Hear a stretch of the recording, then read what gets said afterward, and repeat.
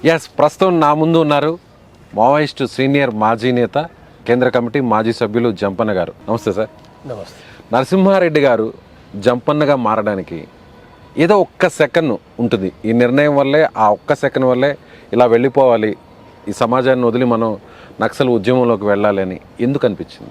పాటలు పోవడానికంటే ముందు ఈ సమాజాన్ని అధ్యయనం చేస్తున్నాను. నేను అనేక పుస్తకాలు చదువుతున్నాను. నేను ఆ సందర్భంగా నాకు ఈ రాడికల్స్ ఆర్ఎస్యు రాడికల్ సంబంధించిన స్టూడెంట్స్ యూనియన్ నాకు సిటీలో పరిచయం అయినారు. అంటే ఒక ఘటన సందర్భంగా పరిచయం అయ్యి ఆ విషయాలు మాట్లాడింది కాబట్టి నేను వెంటనే స్పందించి నేను పార్టీలకు ఆనాడు పీపుల్స్ వార్ పార్టీలోప్పటికీ నేను 84 మేలో నేను అండర్ గ్రౌండ్ అయినా. నేను ఎక్కడ సార్, ఏ అడవుల్లోకి ప్రవేశించారు? నేను ఫస్ట్ ప్రవేశించింది మాదేపూర్, అంటే కరీంనగర్ జిల్లాలో కూడా మాదేపూర్ అడవులు ఉండేది. మాదేపూర్ నుంచి ఏటూ నగరం, ఖమ్మం ఫారెస్ట్, అంటే ఈ 3 జిల్లాలకు సంబంధించింది వరంగల్, కరీంనగర్, ఖమ్మం, ఈ 3కి సంబంధించిన ఫారెస్ట్ ఏదైతే ఉందో ఈ ఫారెస్ట్ ప్రాంతంకు నేను మాదేపూర్ నుంచి నేను ఎంటర్ అయ్యాను. నేను ఫస్ట్ దళ సభ్యునిగా ఎంటర్ అయ్యాను. నేను ఫస్ట్ మెంబర్గా, అవును, దళం మెంబర్గా మీరు ఎంటర్ అయ్యారు. సో దళ సభ్యుడిగా స్టార్టింగ్ మీకు ఇచ్చినటువంటి డ్యూటీ ఏంటి? దళ సభ్యుడు అంటే సెంట్రీ చేయడము, దళానికి రక్షణగా ఉండడం, ప్రజా మీటింగ్లు జరుగుతుంటాయి కాబట్టి రెగ్యులర్గా పొద్దు సాయంత్రం దాదాపు రోజు ఒక 3-4 మీటింగ్లు గ్రామాల్లో పట్ల కంటిన్యూగా జరిగేది. ఆ మీటింగ్లో పట్ల ప్రజలతో మాట్లాడుతున్నప్పుడు ప్రజల సమస్యలు ఇని అర్థం చేసుకోవడం, మెయిన్గా సెంట్రీ డ్యూటీ చేయడం, ఇతర పనులు చేయడం ఫస్ట్ ఉండే డ్యూటీ. అంటే ప్రజలతోటి మాట్లాడడానికి మాకు తక్కువ అవకాశం ఉంటుంది. కమాండర్ ఉండేది, కమాండరు లేదా డిప్యూటీ మాట్లాడేవాళ్ళు. దళ సభ్యులుగా మాకు మాట్లాడే అవకాశం అనేది తక్కువ ఉంటుంది.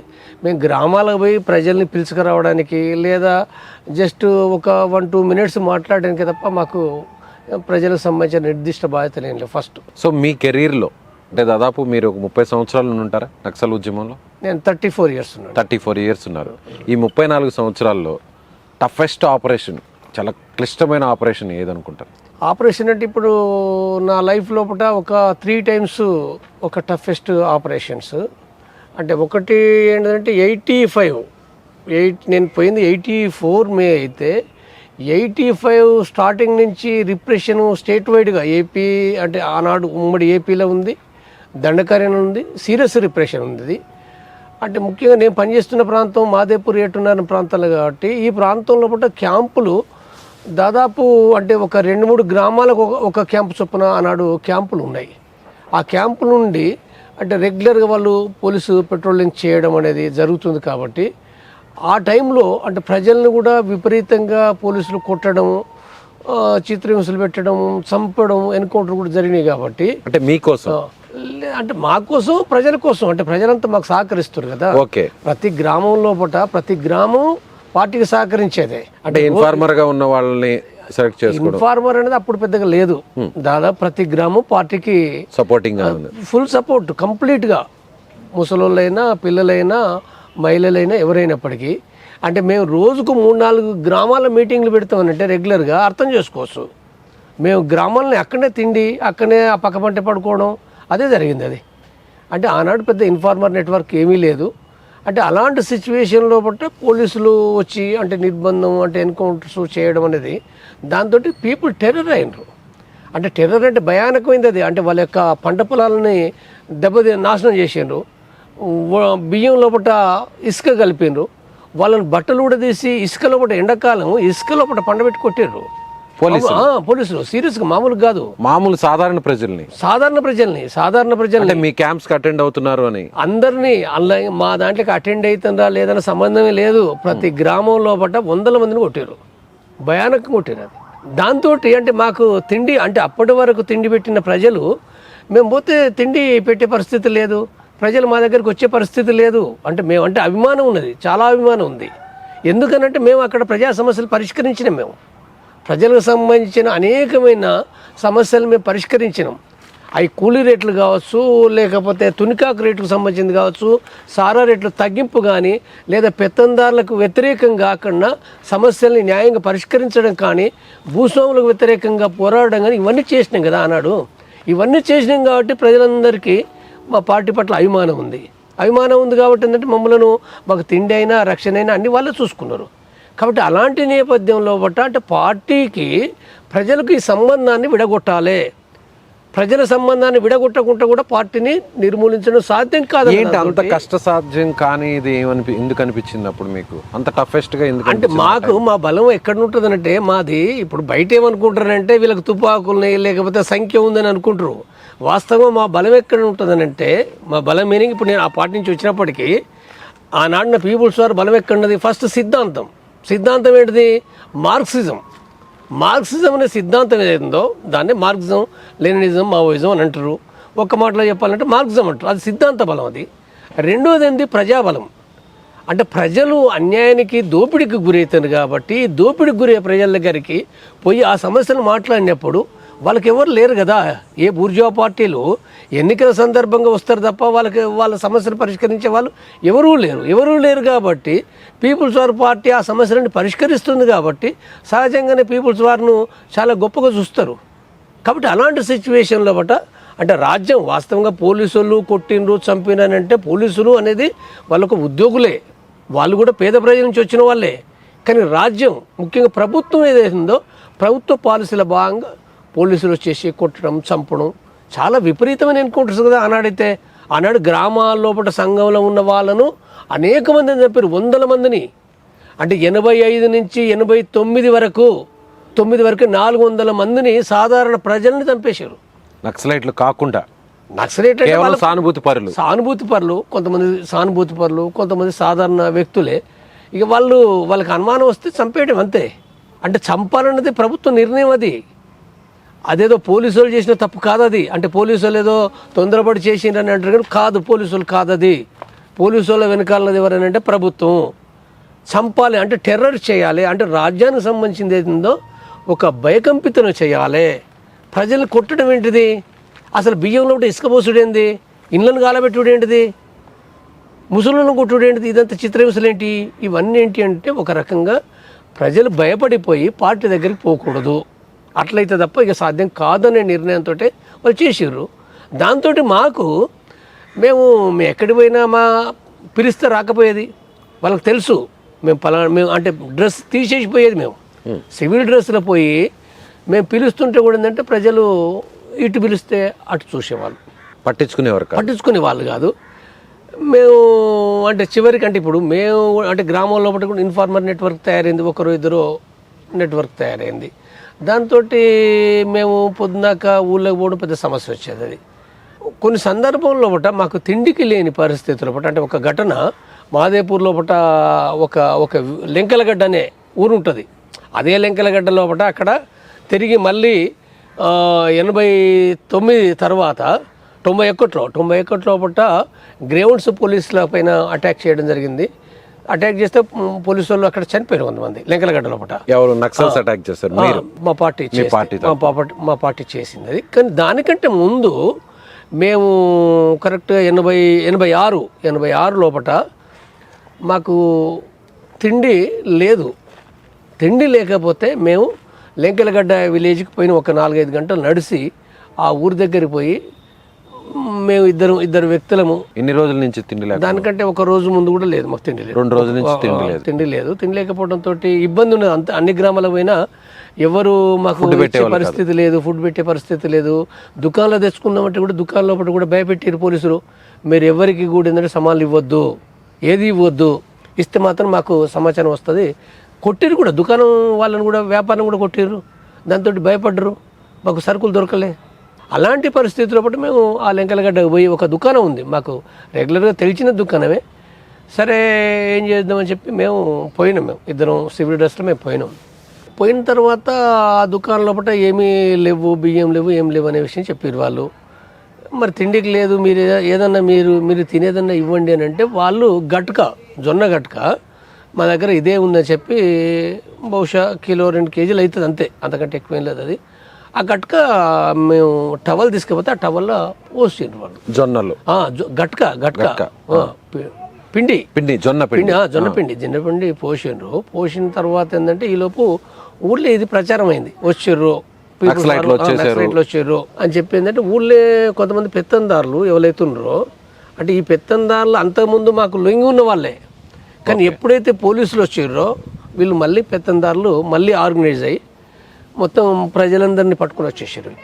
మన ఊరికి ఇప్పుడు నక్సలైట్లు వచ్చిందంటే మన అందరికి దెబ్బలైతే చనిపోతాం మనం. కాబట్టి వీళ్ళు ఎందుకు వచ్చారు, ఇదేం పద్ధతి వీళ్ళను అని చెప్పి వచ్చేసారు మా పైకి. వచ్చి చాలా సీరియస్గా తిడుతూ మమ్మల్ని తిట్టాను. మీరు ఎందుకు వచ్చారు, మీరు వీడికి ఎందుకు వచ్చారు, మమ్మల్ని చంపడానికి వచ్చారా, మీరు వస్తే మాకేమైంది, ఊరి పెద్దలు మాకు ఇన్ని దెబ్బలు అయినాయి, అన్ని అయినాయి, మీకు మీరు వస్తే మాకేమైందని చెప్పి తిడుతున్నారు. తిడుతున్నప్పుడు మేము అన్న అట్లా కాదే, మేము వచ్చింది మీకోసమే కదా, మేము ఎవరి కోసం వచ్చినాం, మాకు ఎవరున్నారు అని చెప్పి మేము ఇట్లా మాట్లాడుతున్నాం. వాళ్ళు ఇనుడు లేదు పెత్తందారులు. కానీ జనంతో మేము మాట్లాడుతున్నాం కాబట్టి జనం సైలెంట్ అయ్యారు, జనం అర్థం చేసుకున్నారు. సాధారణ జనం ఇంకా జనం అర్థం చేసుకున్నారు కాబట్టి పెత్తందారులు కూడా మాట్లాడే పరిస్థితి తగ్గిపోయింది. అది తగ్గిపోయిన తర్వాత మళ్ళీ వాళ్ళు తగ్గిపోయి మళ్ళీ ఏం చెప్పినట్టే, మీరు వస్తే మాకు దెబ్బలు అవుతాయి కదా, మీరు వచ్చారు సరే, మీ బాధలనే కరెక్టే, మీరు మా కోసమే వచ్చారు, కానీ మీరు వస్తే మరి మాకు ఇది అవుతుంది కదా అనే విషయం వాళ్ళు మాట్లాడారు. అలాంటి సిచ్యువేషన్లో మేము తప్పనిసరి పరిస్థితులు వచ్చినాం, మాకు తిండి లేదు, 2 రోజుల నుంచి తిండి లేదు, కాబట్టి ఇది మా సిచ్యువేషన్. కాబట్టి ఇప్పుడు మీరు పోయి చెప్పండి, పోలీస్ క్యాంప్ దగ్గరే ఉంది, అక్కడ దగ్గరే ఉంది కాబట్టి 5 కిలోమీటర్లు ఉంటుంది, మీరు పోయి చెప్పండి, మీరు అందరూ పోయి చెప్పండి, మేము వెళ్ళిపోతాం అని చెప్పి ఏంటంటే మేము ఆ గట్క తీసుకొని మేము వెళ్ళేసి వచ్చినాం. వెంటనే స్పీడ్గా వండుకున్నాం, అడవిలో వండుకున్నాం. మేము వెంటనే మళ్ళీ స్పీడ్గా వెళ్ళిపోయినాం మేము అడవిలో. పోలీసులు వచ్చారు, పోలీసులు 1-2 గంటలకు వాళ్ళు వచ్చారు, ఊళ్ళోకి వచ్చారు, అడవికి రాలేదు. మీరు వచ్చి మేము వచ్చి వెళ్ళిపోయిన తర్వాత వాళ్ళు వచ్చారు. సేమ్ అదే టైం లోపల ఏంటంటే మేము ముక్నూరు, అంటే అది ఇప్పుడు గోదావరి ఒడ్డున ఉంటుంది, అక్కడ ప్రాజెక్ట్ ఉంది కదా, దాని పక్క పంటే ముక్నూరు అనే గ్రామం ఉంటుంది. అక్కడికి పోయినాం. అక్కడికి పోతే కూడా సేమ్ సిచ్యువేషన్. అక్కడ ఒకతను అంటే మాకు మొట్టమొదటి నుంచి పార్టీకి సహకరించే వ్యక్తి, ఆయన తినకుండా తెల్లారి పండుగ ఏదో ఉన్నది, ఏదో పండుగ, ఆ పండుగ కంటే ముందు రోజు ఆయన కాడున్న బియ్యాన్ని మొత్తంగా కంప్లీట్గా మాకు ఇచ్చేసాడు. కంప్లీట్గా మాకు ఇస్తే ఆ బియ్యం పట్టుకొని మళ్ళీ మేము ఆ మేడారం అని ఇన్నర్గా ఏటున్నారో ఉంటుంది, మేడారం ఉంటుంది, మేడారం దగ్గర ఐలాపురం అనే ఒక గ్రామం ఉంటుంది. ఐలాపూర్లో ఒక క్యాంప్ ఉంది, మేడారంలో క్యాంప్ ఉంది, దగ్గర అనేక క్యాంపులు ఉన్నాయి. మేము తిరిగి ఐలాపూర్ నుంచి మేము అటు మేడారం వైపు వెళ్ళిపోవాలి. మేము సాధారణంగా ఆ టైం లోపల అంటే ఇప్పుడు బాటల పంటి పోయేటోళ్ళం కాదు, మేము కంప్లీట్గా అడవి లోపల, అది డే కానీ నైట్ కానీ పూర్తిగా డైరెక్షన్లో పోయేటోళ్ళం.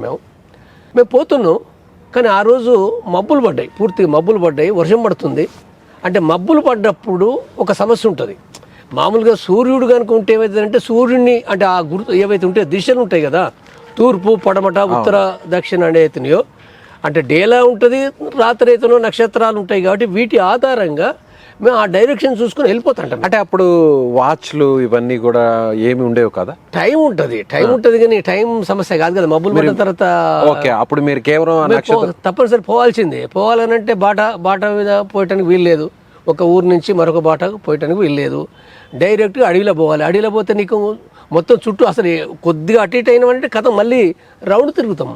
నాకు ఒక చిన్న డౌట్ సార్, మీరు అన్నారు ఎగ్జాక్ట్ పాయింట్కి వద్దాము. ఇప్పుడు అంటే మనం గూగుల్ మ్యాప్స్ పెట్టుకుంటున్నాం, ఎవరైనా ప్రతి ఒక్కరు ఆ లొకేషన్ ఆన్ చేసుకొని ఆ స్పాట్కి వెళ్తున్నారు, live location present location share చేయమన్నారు, వెళ్ళిపోతున్నాం ఈజీగా. అప్పట్లో అడవుల్లో ఇటు చూసిన చెట్లు ఉంటాయి, అలాంటి ఏం లేవు. మీరు ఎలా ఫాలో అయ్యేవాళ్ళు, అంటే డైరెక్షన్ లోపలనే ఎలా గుర్తుపెట్టేవాళ్ళు? ఇప్పుడు మీరు ఈ ప్లేస్ నుంచి అండర్స్టాండింగ్ ఉంటుంది, అంటే ఒక అనుభవం తర్వాత అంటే పోయే వ్యక్తి ఫస్ట్ పైలట్ ఎవరైతే ముందు నడిచే వాళ్ళు పూర్తి అవగాహన పైలట్ అంటారు కదా, ఆయన ఉంటాడు, ఆయన తర్వాత మరో 2 మెంబర్స్ ఉంటారు. కాబట్టి వాళ్ళకి కొంత అవగాహన ఉన్న వాళ్ళే ఉంటారు. కాబట్టి ఈ డైరెక్షన్ ఎట్లా పోతున్నాం అంటే మనం ఈ డైరెక్షన్ ఇట్లా పోయేటప్పుడు ఇప్పుడు స్ట్రేట్గా ఇక్కడ సూర్యుడు ఉండడు, మనం ఎటు పోవాలి, ఇప్పుడు మనం పోవాల్సింది దక్షిణం పోవాలని అనుకుంటే, అంటే ఇప్పుడు ఇది పడమట కదా, ఇది పడమట, ఇది తూర్పు, మనం దక్షిణం కాబట్టి దక్షిణం వైపు ఇటు సైడ్ మేడారం ఉంది, పోవాలి. పోయేటప్పుడు అంటే మధ్యలో పట్టే ఏమేమి వస్తాయని కూడా అండర్స్టాండింగ్ ఉంటుంది. ఒక అడవి ఎట్లుంటుంది, తర్వాత వాగులు ఏముంటాయి, తర్వాత బాటలు ఏమొస్తాయి, ఇవన్నీ అండర్స్టాండింగ్ ఉంటుంది. ఈ అండర్స్టాండింగ్ బట్టి పోయేటప్పుడు మనిషి ఏమైనా అంటే పరధ్యానం ఉన్నాడు అనుకో, పరధ్యానం ఉంటే ఏమవుతుంది, మళ్ళీ గుండ్రగా తిరుగుతాడు, అక్కడే తిరుగుతాడు. గుండ్రగా తిరిగిన తర్వాత కథం అయిపోయినట్టుగా. కాబట్టి అట్లా తిరగకుండా పైలట్ చాలా సీరియస్గా ఉంటాడు. తన ఆలోచన అంతా కూడా కంప్లీట్గా ఆ పోయే డైరెక్షన్ స్ట్రైట్గా పోతుండా లేదనేది తనది ఉంటుంది. తనే కాకుండా మిగిలిన డిప్యూటీ కమాండర్ది ఉంటుంది, కమాండర్ది ఉంటుంది అవగాహన. కాబట్టి ఇదంతా కూడా అబ్జర్వేషన్ ఉంటుంది. కాబట్టి సాధారణంగా తప్పరు, కొన్ని సందర్భాలు తప్పినవి కూడా ఉన్నాయి. కొన్ని సందర్భాలు తప్పినవి 1 గంట పోవాల్సింది 8 గంటల ప్రయాణం అయిన సందర్భాలు అనేకంగా ఉన్నాయి. ప్రయాణాలు రాత్రుల పూట కూడా సాగిస్తుంటారా? సాగిస్తాం. రాత్రిపూట ఎలా కనిపిస్తుంది అంటారు? అప్పుడు అంటే సూర్యుడు, మీరు చెప్పినట్టు పగటి పూట సూర్యుడు, నక్షత్రాలు ఉంటాయి కదా, నక్షత్రాలను ఎలా ఐడెంటిఫై చేస్తారు? అంటే దాంట్లో ఇప్పుడు ఆ చుక్కలు ఉంటాయి, ఇప్పుడు తోక చుక్కలు అనేవి ఉంటాయి కదా, తోక చుక్కలు జనరల్గా మనం చూస్తే పైన నక్షత్రాలు అంటే చంద్రుడు ఇప్పుడు ఏ టైంలో 6-7 గంటలకు స్టార్ట్ అయ్యి తిరిగి పైకి వస్తా అంటాడు కదా, ఆ చంద్రుడిని నక్షత్రాలను దృష్టిలో పెట్టుకొని అట్లా పూడు ఉంటుంది అన్నట్టు. అంటే ఆ సమయం అనేది ఎలా సెట్ అయ్యేది సార్ మీకు?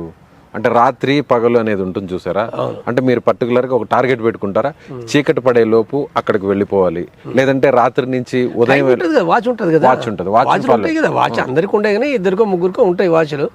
కాబట్టి వాచ్ తర్వాత ఈ నక్షత్రాలు ఇవన్నిటిని బట్టి ఏంటంటే పోతారు. టెక్నాలజీ లేని టైంలో అంటే మేము పోయినప్పుడు వాచ్ ఉన్నది, ఇదే టెక్నాలజీ, ఇంకా వేరేం లేదు, మైండే, ఇంకా వేరేం లేదు.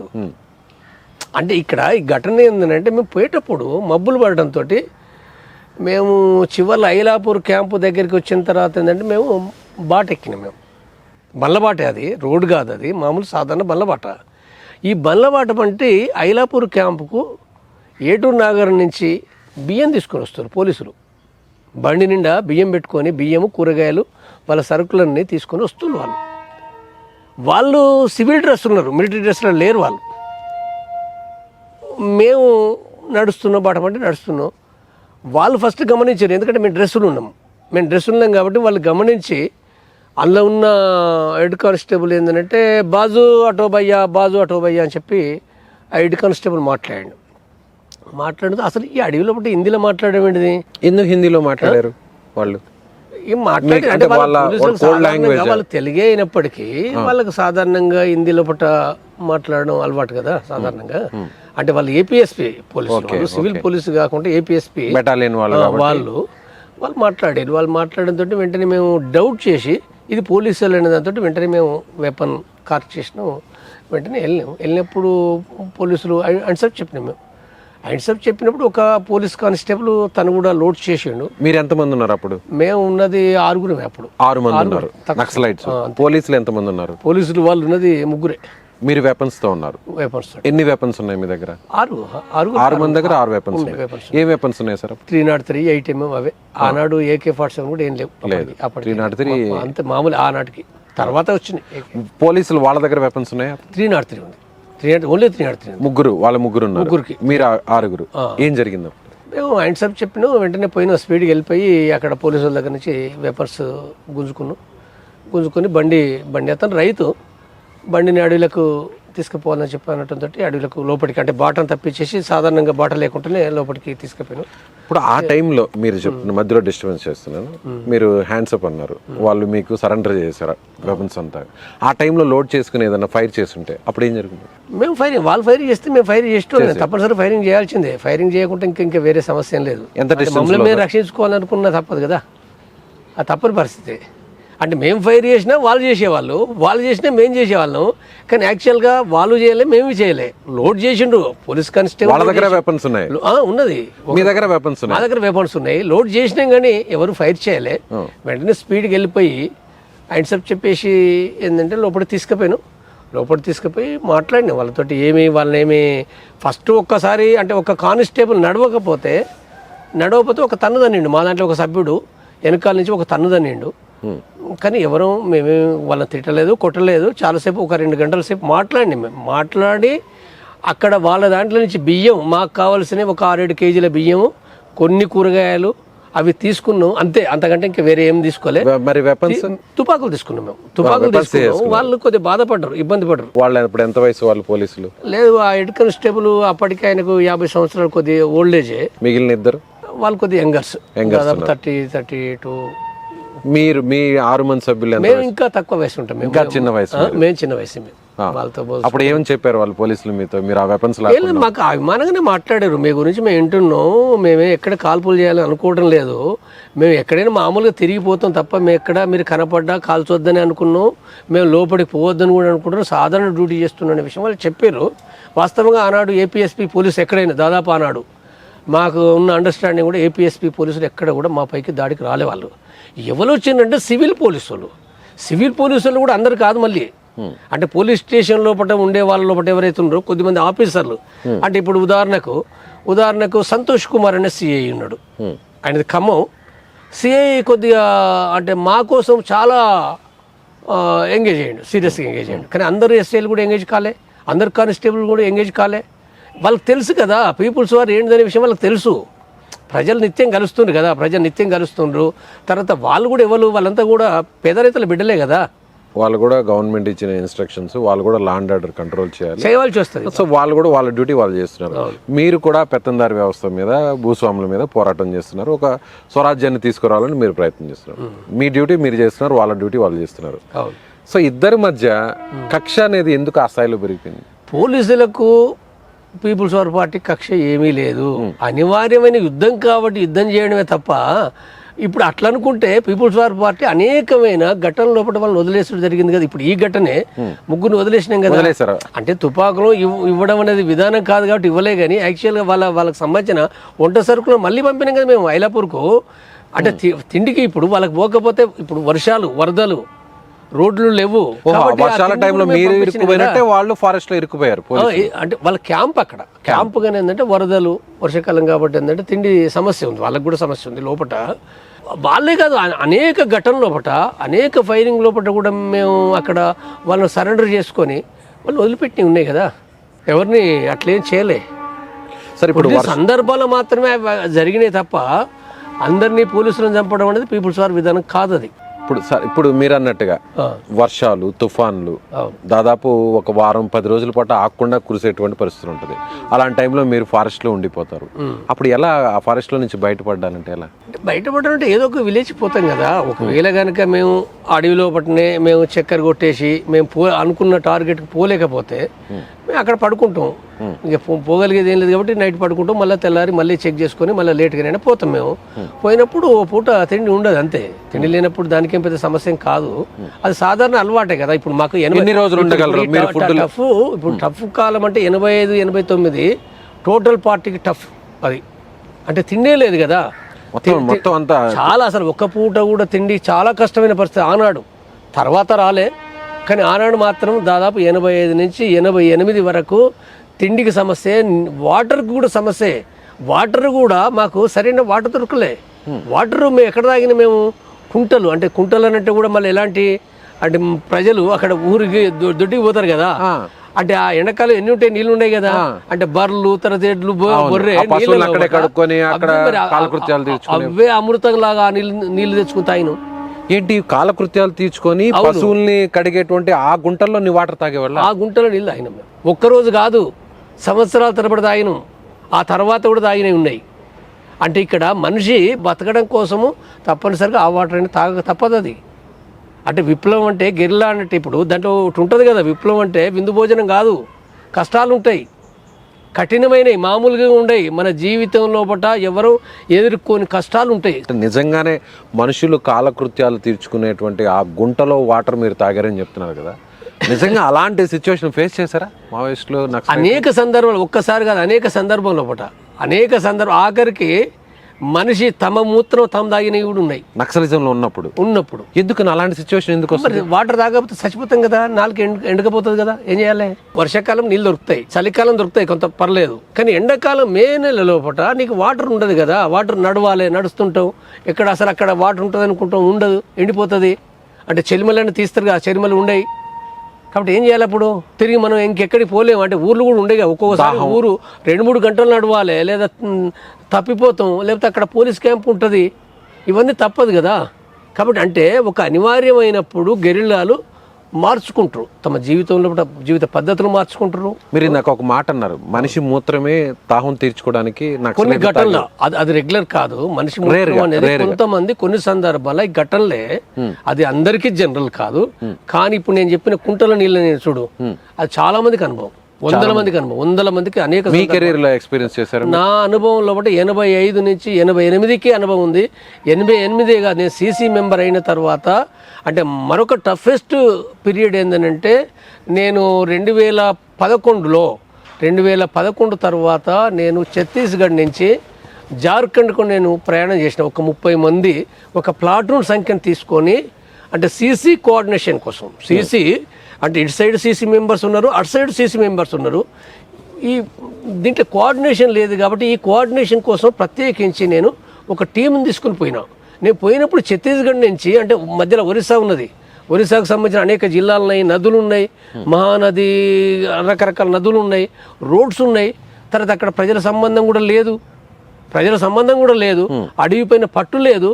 అలాంటి పరిస్థితుల్లో ఏంటంటే ఎవరికి అర్థం కాకుండా నైట్ ప్రయాణం చేయాలి. డేల ప్రయాణం చేయడానికి వీలు లేదు. అక్కడ కంప్లీట్ నైటే, వితౌట్ లైట్ వేయడానికి వీలు లేదు, బాట పంటి పోయడానికి వీలు లేదు. ఫర్ ఎగ్జాంపుల్ మనం ఫారెస్ట్ లాంటి ప్లేస్ లోనే ఉన్నాం. ఇప్పుడు మనకి డే టైం ఈవినింగ్ అవుతుంది, కాసేపు చీకటి పడితే మాకేం అర్థం కాదు. ఎటు చూసినా బండలు, రాళ్ళు, ముళ్ళు, చెట్లు ఉన్నాయి. నైట్ టైం మీకు ఎలా, కొత్త ప్లేస్ లో మీరు ఎలా ట్రావెల్ చేస్తారు? ఎంత చీకటి అయినప్పటికీ వర్షం పడుతుంటే ఇంకా చీకటి అవుతుంది. అసలు ఎక్కడ కూడా చుక్కలు ఉండవు, కారు చీకటి ఉంటుంది. కారు చీకటి ఉన్న అమావాస్య రాత్రి కూడా ఏంటంటే కిలోమీటర్లు 30 కిలోమీటర్లు 50 కిలోమీటర్లు అంటే 30-50 కిలోమీటర్లు అంటే రాత్రి నడక లోపట కనీసం 5 కిలోమీటర్లు నడవాలనుకుంటే 2 గంటలు పడుతుంది. రాత్రి సమయం రాత్రి అంటే బాటలు లేకుండా, అంటే గుట్ట తర్వాత ఇవన్నీ కంప ఉంటుంది కాబట్టి 2 గంటలు కూడా పడుతుంది, ఒక్కోసారి 3 గంటలు పడుతుంది. కానీ నడవక తప్పదు. ఎంత బరువు వస్తారు? బరువులు కూడా ఏంటంటే ఉంటుంది 7-8 కేజీలు ఉంటుంది, 12 కేజీలు ప్రతి ఒక్క మెంబర్కి, టీమ్ మెంబర్కి తప్పనిసరిగా ఉంటుంది. అంటే వెపన్స్ కాకుండా, తూటాలు కాకుండా ఇతర బరువులు, అంటే తాము తినే వంట సరుకులు కావాలి కదా, వంట సరుకులు కావాలి, పుస్తకాలు కావాలి, ఇతర రకరకాల బట్టలు కావాలి, ఇవన్నీ ఉండాలి కాబట్టి ఉంటుంది 10 కేజీలకు నియర్లీ అటు ఇటు ఉంటుంది. అది అలాంటి సమయంలో చిమ్మ చీకటిలో మీరు వెళ్తూ ఉంటారు, కొత్త ప్లేస్, అడవి మీద అవగాహన తక్కువ, ఏదైనా ఎమర్జెన్సీ పని మీద మీరు వెళ్లాల్సిన ప్లేస్ వేరే ప్లేస్కి చేంజ్ అవ్వాలి. ఏదైనా క్రూర జంతువులు అటాక్ చేసినప్పుడు వాటి నుంచి ఎలా మీరు మిమ్మల్ని కాపాడుకుంటారు? క్రూర జంతువులు అంటే సాధారణంగా ఇప్పుడు మనిషి ఎట్లయితే క్రూర జంతువులు భయపడతాడో ఆ క్రూర జంతువులు కూడా భయపడతాయి. అది పులి కానీ, గుడ్డేలకు కానీ, ఏనుగు కానీ ఇవి భయపడతాయి. ఏనుగులు భయపడతాయి. అవి చూసి అంటే కొన్ని సందర్భాల్లో ఏదో ఒక ఏనుగు కొద్దిగా అది పిచ్చి ఏనుగు అయితే అది తనకు ప్రమాదం అనుకున్నప్పుడు అది దాడి చేస్తుంది తప్ప సాధారణంగా అవి కూడా భయపడి పోతాయి. ఏనుగులు పోతాయి, పులి పోతుంది.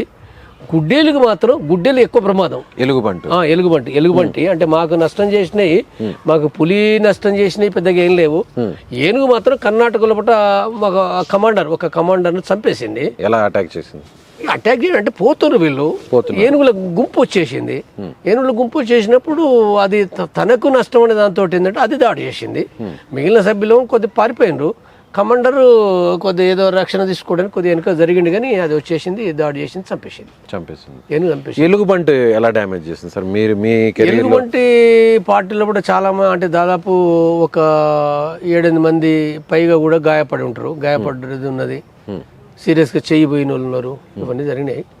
చనిపోయిన ఘటన తక్కువే, 1 తర్వాత దానికంటే పాములతో కూడా చనిపోయిన ఘటనలు కూడా ఉన్నాయి. ఒక 2-3 ఘటనలు ఉన్నాయి. ఒక పెద్ద అడవిలో వెళ్తూ ఉంటాం, ఆ అడవిలో పాము సడన్ గా కాటేసింది. ఇమీడియట్ గా ఒక ఫస్ట్ ఎయిడ్ లాంటివి చేసుకోవాలి. ఎలా కాపాడుకుంటారు? అది విషసర్పమా, మామూలు? సాధారణంగా ఏంటంటే స్నేక్ ఇంజెక్షన్స్ ఉంటాయి మీ దగ్గర. ప్రతి గెరిల్లా స్క్వాడ్ దగ్గర స్నేక్ ఇంజెక్షన్స్ ఉంటాయి. ఆ ఇంజెక్షన్స్ వెంటనే అంటే పాము ఏంటిదని బట్టి కూడా అర్థం చేసుకోవాలి. ఎలా గుర్తుపడతారు? అంటే పాము కాటును బట్టి గుర్తుపడతారు. పాము ఇప్పుడు సాధారణ ఇప్పుడు నీరు కట్టె అంటారు. ఇప్పుడు మనకు తెలంగాణలో నీరు కట్టె అని ఉంటుంది. ఆ నీరు కట్టె కుడితే సచ్చేది ఏం లేదు అలా. నీరు కట్టె కాకుండా తాసుపాము లేదా వేరే పాములు అయితే వేరే పాములు కుట్టినప్పుడు అది పాయిజన్గా మారుతుంది. అది కాబట్టి ఆ టైం లోపల ఏంటంటే ఇంజెక్షన్స్ ఇస్తారు. అర్థం చేసుకుంటారు. అంటే అక్కడ అంటే ఆదివాసీ ప్రజలకు కూడా వాళ్ళకి తెలుసు కదా, వచ్చే వాళ్ళందరూ కూడా సాధారణంగా వాళ్ళకు తెలిసిన వాళ్ళే వస్తుంటారు దళ సభ్యులుగా. చాలా మందికి తెలుసు కాబట్టి ఏంటంటే వెంటనే అంటే ఆ టీమ్ ని సెలెక్ట్ చేసే ప్రాసెస్ లోనే అడవుల మీద అవగాహన ఉన్న వాళ్ళని, అలాగే చదువుకున్న వాళ్ళని, సాధారణంగా అడవి నుంచి వచ్చే వాళ్ళందరికీ కూడా ఏంటంటే ఎంతో కొంత అవగాహన ఉంటుంది. ఆదివాసీ ప్రజలకు తప్పనిసరిగా ఉంటుంది. లేదా బయట నుంచి వచ్చి పోయిన వాళ్ళు ఉన్నారు. బయట నుంచి పోయిన వాళ్ళు కూడా నేర్చుకుంటారు కదా. ఫస్ట్ తెలియనప్పటికీ ఆ తర్వాత వీళ్ళు కూడా అర్థం చేసుకుంటారు. క్రమంగా అక్కడ అడవి లేదా ప్రజల సంస్కృతి ఏంటిది, తర్వాత ఇతర ఇవన్నీ అర్థం చేసుకుంటారు. అలా ఇప్పుడు ఆ పాము కాటు వేసినప్పుడు వెంటనే అక్కడున్న ఏదైనా ఆకులు అలములు తీసుకుని ఏదైనా మామూలుగా చెప్తుంటారు కదా సార్, ఆదివాసీలు అంటే ఆకులు ఆ పసరు పోస్తే వెంటనే రెమెడీ ఉంటుంది, లైఫ్ని సేవ్ చేసుకోవచ్చు. అలాంటి ఘటనలు ఏమన్నా జరిగిందే? లేదా అలాంటి ఫస్ట్ 80-84 లోపల ఆ ఘటనలు ఉండే. కానీ ఆ తర్వాత ఏంటంటే ఇంజెక్షన్స్ ఇప్పుడు ఇవన్నీ వచ్చేసినాయి కదా, సాధారణంగా ఇంజెక్షన్స్ పెట్టుకుని ఇంజెక్షన్స్ తోటే మీ కెరీర్లో, మీ ఎక్స్పీరియన్స్లో ఈ విధంగా యానిమల్స్ ఇలాంటివి ఏదన్నా అటాక్ చేసినవి లేదంటే ఎదురుపడినవి, వాటి నుంచి మీరు ఎస్కేప్ అయినవి, అలాంటివి ఏమన్నా జరిగినవి? లేదు ఎస్కేప్ అన్నట్టు ఇప్పుడు నేను 86, 87 లోపట వాగు అంటే వాటర్ పాయింట్ ఉంటుంది అక్కడ డే టైంలో డైలీ మార్నింగ్ 9 గంటలకు పోతున్నాం మేము. వెంటనే పులి గాండ్రించింది ఒకటేసారి. ఎంత దూరం ఉంటుంది సార్ పులికి? చాలా దగ్గర. ఇప్పుడు ఆ డబ్బా ఉంది కదా, ఎర్ర డబ్బా, అంటే ఒక 20 మీటర్లు అంతే. అంటే బాగా చెట్లు గుబురుగా ఉన్నాయి అక్కడ. మేము అంటే వెంటనే గమనించట్లేదు. తీరు అక్కడి మామూలుగా ఇక అదే కదా వాటర్ పాయింట్, ఇక పోయి డేరేద్దాం అన్నట్టు, అంటే నడిచి ఉన్నాం కాబట్టి మామూలుగా ఈజీగా పోయినాం మేము. ఒకటేసారి పులి గాండ్రించింది.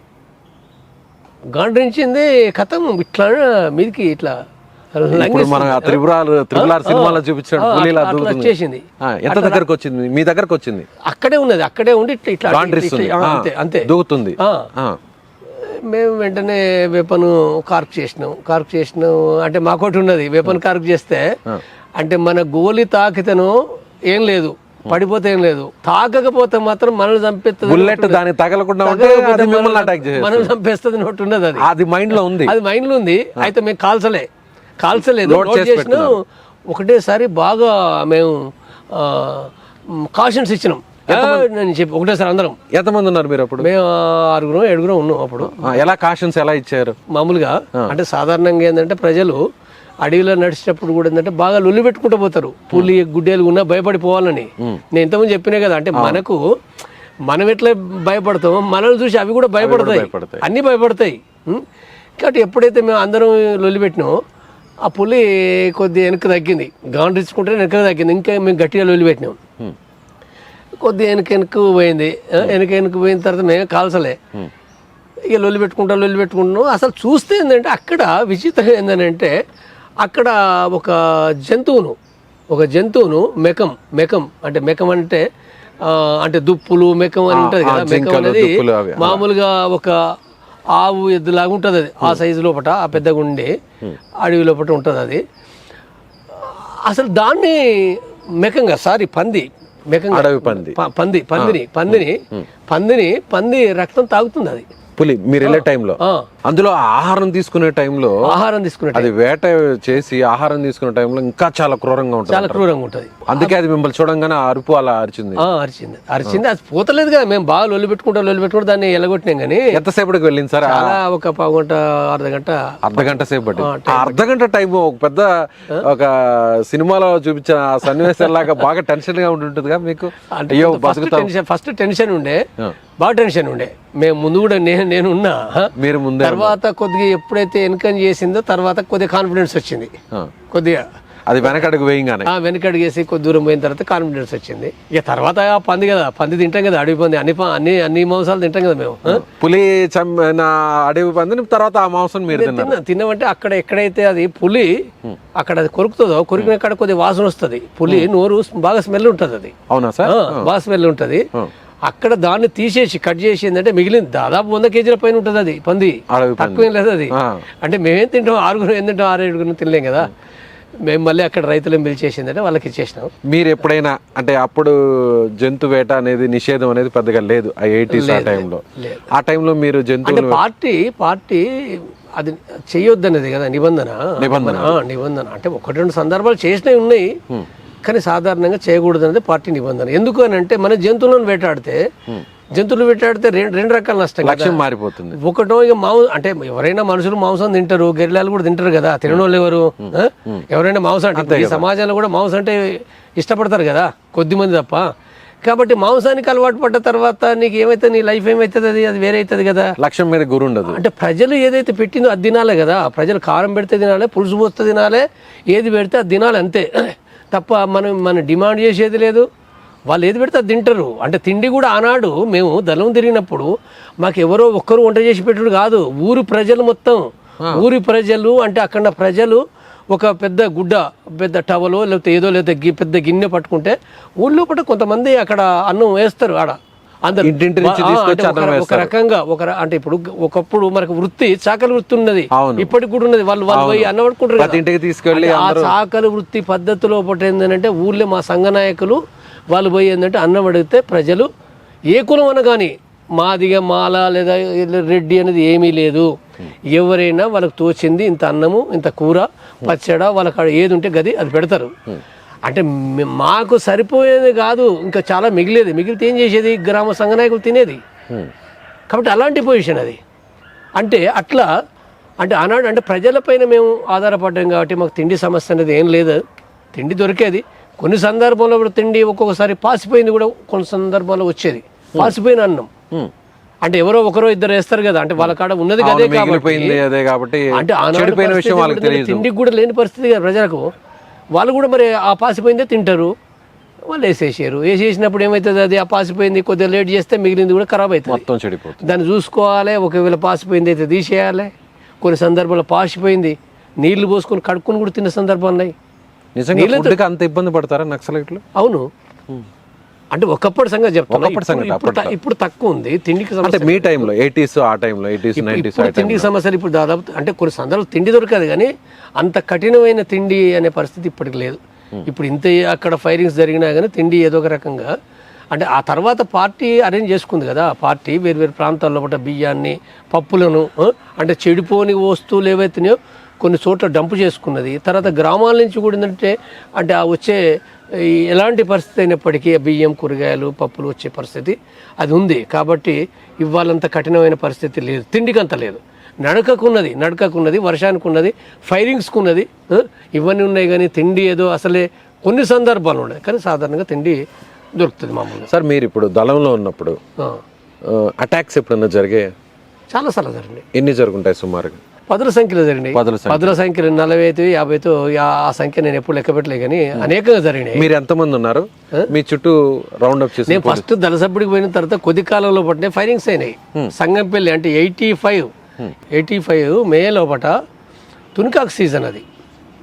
తునికాకు అంటే అక్కడ ఆకులు అంటే బీడీ కోసం ఏంటంటే తెంపుతారు కదా. అవును. అంటే ఆ తునికాకు రేట్ల పెంపుదల కోసం పార్టీ అంతటా కూడా ఏంటంటే ప్రచారం చేస్తూ సమ్మె చేయిస్తుంది. సమ్మె చేసి ఆ తర్వాత ఏంటంటే కాంట్రాక్టర్లు ప్రజల మధ్యకే పిలిచి ఆ రేట్లను అక్కడనే డిసైడ్ చేస్తారు. అంటే ఏదో ఒక రేటు డిమాండ్ ఉంటుంది కాబట్టి ఆ డిమాండ్ ప్రకారంగా ప్రజల మధ్యలో పట్ల పిలిచి అక్కడ రేట్ని డిసైడ్ చేస్తుంది పార్టీ, లేదా పార్టీ వాళ్ళు లేకపోతే గ్రామ సంఘ నాయకులు చేస్తారు. దీనికోసమే తిరుగుతున్నాం మేము అన్ని గ్రామాలు, దాదాపు ఒక రోజు ఒక 3-4 గ్రామాలు తిరుగుతున్నాం. ఎండాకాలం దోమిడి అనే గ్రామానికి పోయినాం మేము. దోమిడి అనేది ఏందో కొద్ది పెద్ద గ్రామం, అది అడవిలో ఏటునగరం దగ్గర ఉంటుంది, అది వరంగల్ జిల్లా అవుతుంది. అక్కడ మేము మాట్లాడినాం. ఆనాడు ఒక కాంట్రాక్టరు నేను వచ్చి మాట్లాడుకుంటా రేట్ ఏదో డిసైడ్ చేసుకుంటా ప్రజలు చెప్పింది ఇంటని చెప్పి వాడు వస్తానన్నాడు. వానికి కబురు పోయింది మేము అక్కడ ఉన్నట్టు కూడా. అక్కడ ఆ దోమిడి లోపల కూడా ముస్లిమ్స్ ఉన్నారు. వాళ్ళు ఆ ముస్లిమ్స్కు తర్వాత అక్కడ దగ్గర పట్ల పూరేడుపల్లి అనేది ఒకటి ఉంటుంది. అక్కడ అబ్దుల్ రెహమాన్ అని ఒక భూస్వామి ఉంటాడు. ఆ భూస్వామికి వీళ్ళకు చుట్టూరిక ఉంది కాబట్టి ఏంటంటే ఈ చుట్టూరిక సంబంధం లోపల ఈ దోమిడ ముస్లిము ఈ పూరేడుపల్లి అబ్దుల్ రెహమాన్ చెప్పడంతో వాడు వెంటనే అంటే ఆ పూరేడుపల్లి క్యాంప్ ఉంది. మేము అంటే దోమిడకి వస్తే మేము ఎడిపోతాం, సంగంపల్లి గ్రామం నుంచి అక్కడ గుట్టు ఉంటుంది, మల్లూరు గుట్టు ఉంటుంది, ఆ గుట్టకు పోతామనే సంగతి అందరికి తెలుసు. సో వచ్చేసారు పోలీసులు? అంటే వచ్చిండ్రు, వాళ్ళు అంబుష్ పెట్టేసుకున్నారు. వాళ్ళు ఎంతమంది వచ్చింటారు సార్? వచ్చారు 10-15 మంది. ఉన్నారు? మేము ఉన్నది గంతే 6-7 అంతే సంఖ్య. రౌండప్ చేశారా? రౌండప్ చేసి అంబుష్ పెట్టారు. ఇప్పుడు ఇది బాట, మేము ఇట్లా వస్తున్నప్పుడు ఏంటంటే అక్కడ కొద్దిగా చెట్ల పొదలున్నాయి. రైట్ సైడ్ ఊరు సంగంపల్లి ఊరు, లెఫ్ట్ సైడ్ అడవి. ఈ అడవి లోపల మొత్తంగా పొజిషన్ తీసుకున్నారు. వాళ్ళు పొజిషన్ లో ఉన్నారు. మీరు వస్తే ఇంకా ఫైర్ చేయాలి మొత్తం అందరిని. అంటే మేము వెళ్ళిపోయిన తర్వాత వెనకాల నుంచి ఫైరింగ్ చేసి చంపాలని. మీరు ఫారెస్ట్ లోకి ఎంటర్ అయ్యాక వెనక నుంచి చంపాలి. అంటే బాట పట్టి మేము వెళ్ళిపోవాలి, ఇంకా ఫారెస్ట్ ఎంటర్ కూడా కాదు, అదే బాట పట్టి ఇంకా పోవాలి. మేము పోతాం, అట్లా పోతామనే సంగతి వాళ్ళకి తెలుసు. అది మేము మా పైలట్ చూసిండు. ఫస్ట్ పైలట్ చూసినట్టు అక్కడ తెల్లగా కనపడుతుంది. సివిల్ డ్రెస్సులు వచ్చారు, వాళ్ళు మిలిటరీ డ్రెస్ వేసుకోవాలి, సివిల్ డ్రెస్ ఉన్నారు. అంటే తెల్లగా కనపడుతుంటే ఏంటంటే ఎవరు వాళ్ళని చెప్పి గట్టిగా కాషన్, ఎవరా అరే ఏందని చెప్పి గట్టి కాషన్ ఇచ్చాడు. గట్టి కాషన్ ఇచ్చిన తర్వాత పోలీసులు ముందటి వాళ్ళు షేక్ అయిపోయి మేమే అని చెప్పి ఇట్లా ఒక రకంగా గందరగోళంగా మాట్లాడారు. మేమేవరా ఎవరు అని చెప్పి సీరియస్గా అన్నారు. అన్న తర్వాత వెంటనే పోలీసులు అని చెప్పి ముందట పైలట్ చెప్పిండు. వెంటనే మేము పొజిషన్ తీసుకున్నాం అక్కడనే. ఏమి ఇప్పుడు నువ్వు అక్కడ ఉన్నావు, నేను ఇక్కడ అంతే, ఇక్కడ డిఫరెన్స్ ఏం లేదు, జస్ట్ ఒక 5 feet అంతే. అంటే ఇప్పుడు ఇక్కడ ఉన్నప్పుడు కాల్పులు స్టార్ట్ అయినాయి. అటు పోలీసులు కాల్చారు, ఇటు మేము కాల్చాను. కానీ కాలుస్తే తూట ఎక్కడికి పోతుంది? నేరుగా బాడీలోకి వెళ్ళాలి. పోదు. ఎందుకు పోతారంటే ఇప్పుడు నువ్వు పడుకొని కాలుస్తున్నావు, నువ్వు పడుకొని కాల్చినప్పుడు ఇద్దరు కూడా పడుకొనే కాలుస్తారు, పోలీసులైనా కానీ నక్సలైట్లైనా కానీ. పోలీసులు పడుకున్నారు, మేము కూడా పడుకున్నాం కదా, పడుకున్నారు. మేము వెంటనే పడుకోవాలనే పడుకున్నాం, మేము వెంటనే ఎదురు పడ్డారు అంతే. అందరూ ఆల్ ఆఫ్ సడన్ ఒక్కసారిగా ఇదైపోయారు. పోలీసులు కాలుస్తారు, కాలుస్తే తూట ఎట్లా పోతుంది, తూట ఎట్లా పోతుంది అంటే ఇప్పుడు మనం ఇప్పుడు ఇట్లా ఈ పొజిషన్లో ఇట్లా ఉంటాం, చేతులు ఇట్లా పెట్టి ఇట్లా ఉంటాం, ఇట్లా ఉన్నప్పుడు ఈ వెపన్ ఏమవుతుంది అంటే పైకి పోతుంది, పైకి పెట్టాలి. అంటే కొద్ది తేడా అయినా అది ఎక్కడికో ఆ పై చెట్టు కడిపోతుంది అది. అవును, ఇక్కడ దగ్గర నిల్చున్న వాళ్ళకి మాత్రమే బుల్లెట్ తగులుతుంది, తాకదు అది. నిల్చున్న వాళ్ళకి మాత్రమే తగులుతుంది. ఎవరు నిల్చోలేదు కదా, వాళ్ళు నిల్చోలే. కాల్చాలంటే వాళ్ళు నిల్చుని మా పైన కాల్చాలి, లేదా వాళ్ళని చంపాలనుకుంటే మేము నిలబడి మేము ఏమైనా పర్లేదని చెప్పి మేము కాల్చాలి. కాబట్టి ఎవరైనా పొజిషన్ ఏంది, అది సేఫ్టీ పొజిషన్, రక్షణ పొజిషన్. కాబట్టి ఏంటంటే ఎవరైనా పడుకొని కాలుస్తారు. కాబట్టి ఆ రకంగా ఏంటంటే ఎవరికి ఏం కాలే. అయితే మా దగ్గర గ్రెనేడ్స్ ఉన్నాయి, పోలీసుల కాడ లేవు. గ్రెనేడ్స్ ఉన్నాయి, అండ్ గ్రెనేడ్స్ ఉన్నాయి కాబట్టి మేము గ్రెనేడ్స్ వేసినాం.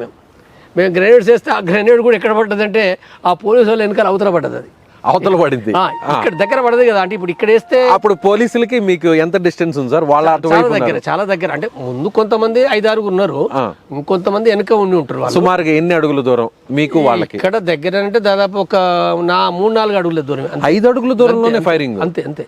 గ్రెనేడ్ ఇసిరేశారు, వాళ్ళకి ఎంత దూరం పడింది? వాళ్ళ అవతల పడ్డది, వాళ్ళ కాడ వాళ్ళే కదా. వాళ్ళ ఇప్పుడు ఇక్కడనే దగ్గర వేస్తే మేము కూడా చచ్చిపోతాం కదా. ఓహో, ఇప్పుడు కరెక్ట్ గా బాగా చెప్పారు. ఆ గ్రెనేడ్ ఒకసారి వేస్తే అది ఎన్ని ఫీట్స్ వరకు? లేదా అందులో పట్ట 1-2 వేలే, ఇంకా 2-3 పేర్లే, మావి కూడా వెళ్ళే. అప్పుడు మామూలుగా అన్ని 2 వేలే, ఆ 2 వేలే కూడా దూరం పడ్డాయి, ఏం కాలే. అయితే మేము గ్రెనేడ్స్ వేసినాం కాబట్టి వాళ్ళు చాలా భయపడ్డారు పోలీసులు. వాళ్ళ దగ్గర గ్రెనేడ్స్ లేవు, వాళ్ళ కాడ అప్పటికి అలాంటి ఏం రాలే. అప్పటికి మామూలు 303 రైఫిల్ లేకపోతే 14 రైఫిల్ అని ఉండేది వాళ్ళకు.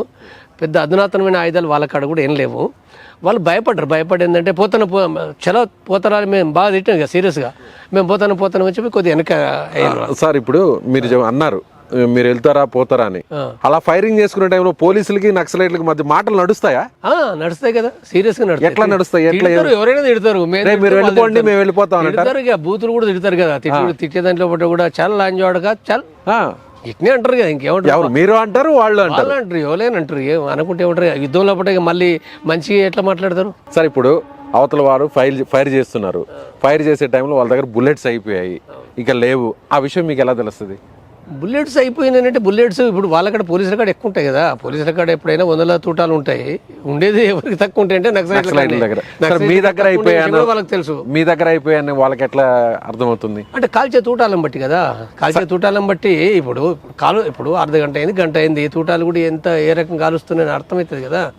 తర్వాత మాకు ఇప్పుడు మాకు కూడా తూటాలు అయిపోతున్నప్పుడు మేము ఎందుకుంటాం, కంటిన్యూ ఉండలేం కదా, క్రమంగా రిట్రీట్ కావాల్సిందే కదా.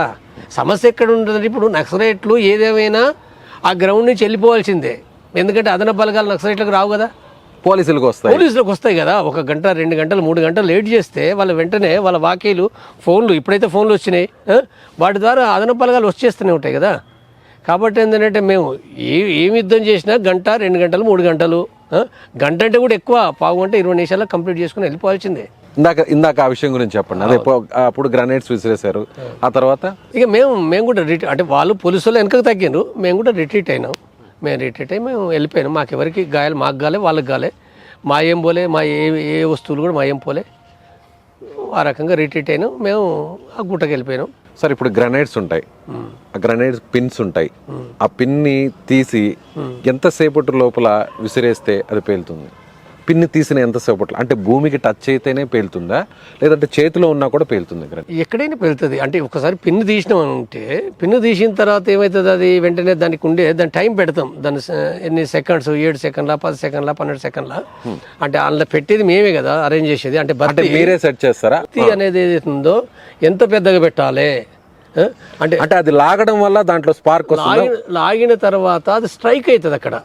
అది పోయి ఏంటంటే ఒకదాన్ని పోయి స్ట్రైక్ అయిన తర్వాత అక్కడ ఇప్పుడు మామూలుగా దసరకు తర్వాత ఈ సద్దులకు మనం ఏవి ఉంటే చూడు, ఏవి చిన్న లక్ష్మీ బాంబులు కదా మామూలుగా, ఇవి ఏమంటారు, గ్రీన్ కలర్ లో ఉంటాయి కదా, ఎర్రగా ఉంటాయి చూడు, అలాంటి అంటే అలాంటి వేరే. ఇప్పుడు దీంట్లో ఉండేటి వేరే, కానీ అలాంటి టైపే ఉంటుంది. అది రెడ్ గా ఉండి కొంచెం అలాంటివి ఉంటాయి. అలా పువ్వులు అంటారు ఏదో, ఇప్పుడు ఆ భాష వేరులే. కానీ ఎప్పుడైతే స్ట్రైక్ అవుతుందో అక్కడ అది వెంటనే అది ఫైర్ అయ్యి అది పోయి బత్తికి అంటుకుంటుంది, బత్తి పోయి డెటనేటర్ ఉంటుంది, డెటనేటర్ వెళ్తుంది, డెటనేటర్ అందులో జెలటిన్ ఉంటుంది, అది బ్లాస్ట్ చేస్తుంది. ఐరన్ పీస్ ఉంటుంది కాబట్టి అది బ్లాస్ట్ అయిపోయి అట్లా పెద్ద డ్యామేజ్ చేస్తుంది అట్లా. ఇప్పుడు ఆ డిటోనేటర్ పేలితే ఎంత రేడియస్ వరకు దాని ఎఫెక్ట్ ఉండొచ్చు, ఎన్ని అడుగుల వరకు? అంటే దాదాపుగా ఏంటంటే 30 గజాలు 40 గజాలు 40 గజాల వరకు అంటే గ్రెనేడ్స్. ఇప్పుడు ఆ గ్రెనేడ్లో మీరు అన్నట్టుగా ఐరన్ ఏమన్నా పెడతారా? ఐరనే, దాన్ని చుట్టూ ఉన్నదంతా ఐరనే.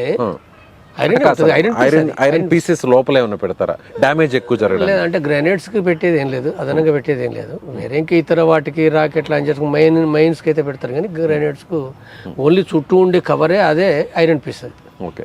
అలా ఒక్కొక్కరు అలా హ్యాండిల్ చేస్తున్న టైంలోనే మిస్ఫైర్ అయిపోయిన సంఘటనలు ఏమైనా ఉన్నాయా నక్సలైట్ల కెరీర్లో? మీ చనిపోయినాయి, అట్లా కూడా చనిపోయినాయి. హ్యాండిల్ చేసినప్పుడు దాన్ని మెయింటైన్ చేసే సందర్భంగా చనిపోయినవి కూడా ఉన్నాయి. సరే, ఇప్పుడు ల్యాండ్ మైన్ని ఎలా సెట్ చేస్తారు? ల్యాండ్ మైన్ సెట్ చేయడం ఏముంది, ల్యాండ్ మైన్ అంటే ఇప్పుడు రోడ్డు ఉంది కదా, ఇప్పుడు ఈ ప్లేస్ అనుకుందాం, రోడ్డు, ఇప్పుడు రోడ్డు మీద ఈ వెహికల్ పోలీసులు పోతారు రెగ్యులర్గా 10 రోజులకో వారం రోజులకో, లేకపోతే పోలీసులు వెళ్ళే రోడ్స్లో పెడతారు ఎక్కువ. వస్తుంది అనుకున్నప్పుడు అక్కడ ఆ రోడ్డును తవ్వుతారు, రాత్రి తవ్వుతారు, రాత్రో ఎప్పుడో సెంట్రీలు పెట్టుకొని ఎవరికి అర్థం కాకుండా, ప్రజలకు అర్థం కాకుండా, పోలీసులకు కంటపడకుండా దాన్ని తవ్వుతారు. దాంట్లో లోపట కొంత లోతు లోపట ఆ మైన్ పెడతారు. మైన్ అంటే అందులో జెలటిన్, డెటనేటర్, తర్వాత ఐరన్ పీసెస్ ఇవన్నీ ఉంటాయి, పెడతారు. పెట్టిన తర్వాత వెహికల్ వచ్చే టైంలో అంటే కెమోప్లైజ్ చేస్తారు, అంటే ఏమాత్రం కూడా అర్థం కాకుండా సహజంగా ఉండే విధంగా చేస్తారు. బ్లాస్టింగ్ అయితే అంటే వెహికల్ ఎప్పుడైతే వస్తుందో ఆ టైంలో బ్లాస్ట్ చేసినప్పుడు అప్పట్లో వైర్ లాక్కొని చేసేవాళ్ళు. ఇప్పుడు అంటే క్లెమర్ మైన్స్ వచ్చాయి, బ్యాటరీస్, ఫ్లాష్ హెల్ప్తో చేస్తుంటారు. సార్, ఇప్పుడు మీరు ఎప్పుడన్నా మిమ్మల్ని అటాక్ చేయడం కోసం, నక్సలైట్లను అటాక్ చేయడం కోసం పోలీసులు ల్యాండ్ మైన్స్ పెట్టి చంపిన ఘటన ఉంది? పోలీసులు ఎప్పుడు ల్యాండ్ మైన్స్ పెట్టలేదు. ఒక్కసారి ఇక్కడ చిట్యాల ఏరియా వరంగల్ జిల్లా లోపల ఒక ఇంట్లోపట మా పార్టీ ఆర్గనైజర్స్ ఉన్నప్పుడు వాళ్ళు అక్కడ బ్లాస్ట్ చేసి చంపారు. అది ఒక సందర్భంగా. మిగిలిన ఎక్కడ కూడా ఏంటంటే వాళ్ళు ఏమి చేయలేదు. అయితే వాళ్ళు గ్రెనేడ్స్ చేస్తారు కదా, వాళ్ళ దగ్గర రాకెట్ లాంచర్స్ ఉన్నాయి, గ్రెనేడ్స్ ఉన్నాయి, అవి చాలా వేసారు వాళ్ళు. మీ కళ్ళ ముందు మీరు ఉద్యమంలో ఉన్నప్పుడు మీ కళ్ళ ముందు ఎవరన్నా చనిపోయిన వాళ్ళు ఉన్నారా? ఎవరు మీ సహచరులు? చాలా మంది ఫైరింగ్లో. అంటే శవాలను చనిపోయినప్పుడు గెరిల్లాలు ఆ శవాలను వీలైన కాడికి ఏంటంటే శవం చనిపోతే వాళ్ళ కళ్ళ ముందట చనిపోతే మోసుకొని వస్తారు ఎవరైనా. మీ కళ్ళ ముందు? నా కళ్ళ ముంగట కూడా ఏంటంటే నేను చనిపోయారు. నేను ఇప్పుడు 86 లోపల నా కళ్ళ ముంగట రాజన్న లింగన్ అని చెప్పి ఇద్దరు చనిపోయారు. 86 ఏటునగరం లోపలనే రోడ్ పైన, చిన్నపైనపల్లి అంటే వరంగల్ నుంచి ఏటునగరం పోయే రోడ్ పైన అక్కడ మేము ఎన్కౌంటర్ నిరసనగా బస్సులను మేము కాలబెడుతున్నాం. మేము అంటే ప్రజలుంటే ప్రజలందరినీ దించినాం, దాదాపు 2-3 బస్సులో ఉన్న ప్రజల్ని దించి కాలబెడుతున్నాం. ప్రజల్ని ఏంటంటే ప్రజలతోటి కమాండర్ మాట్లాడుతుండే అక్కడ.